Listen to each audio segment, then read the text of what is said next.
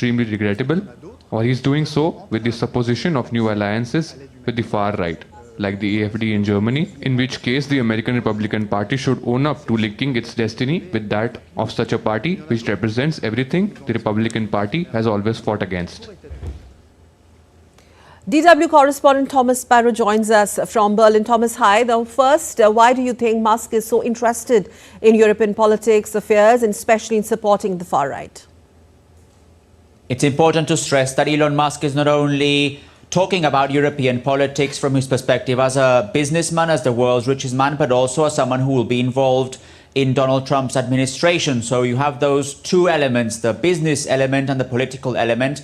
And if you understand those two elements, then you could clearly see why he is criticizing countries like Germany or the UK, in particular the governments of these countries. If we talk specifically about Germany, Elon Musk stressed in a column that he wrote for a leading German newspaper that his business interests in the country, which are big, Elon Musk has through his Tesla factory not far away from Berlin, that his business interests actually give him the right to talk about the political situation in the country.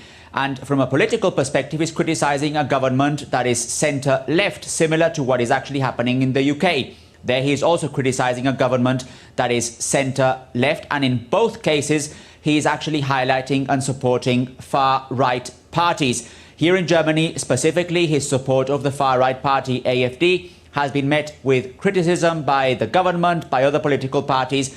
Obviously, the far-right party has welcomed Elon Musk's support. And as you mentioned in your introduction, Elon Musk is going to be meeting the co-leader of the AfD, Alice Weidel, on Thursday on Platform X. All right. Having said that, what have been the reactions coming in so far?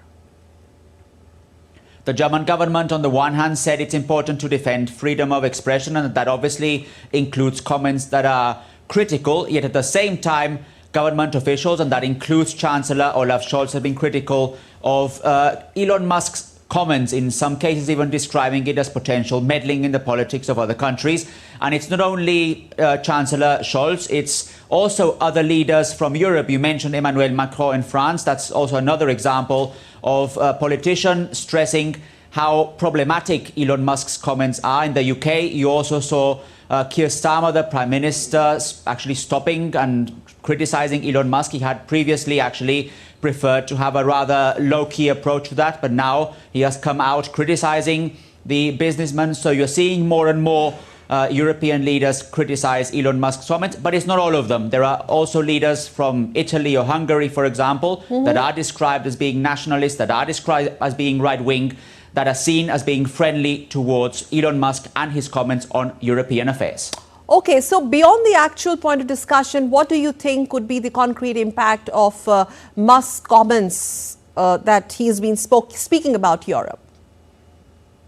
If you ask the German government, they would say that probably that influence will be rather limited, because it's ultimately up to German voters to decide when the election happens next month what will be the next parliament, and basically also what the new government would look like after that when coalitions are formed. So that perspective is basically one side of the coin. The other side of the coin is those who are concerned about Elon Musk's comments, because they see them as amplifying messages from the far right, as amplifying far right narratives, and by doing so, by also taking the focus away from other topics that are very important in the political discussion, be it migration, the economic situation, social affairs, etc. So depending on who you ask, you will have different answers on what the potential impact would be of Elon Musk's meddling in European affairs, not only here in Germany, but also in other countries in the continent. All right, point taken. Thank you very much for joining us live from Berlin. Thank you.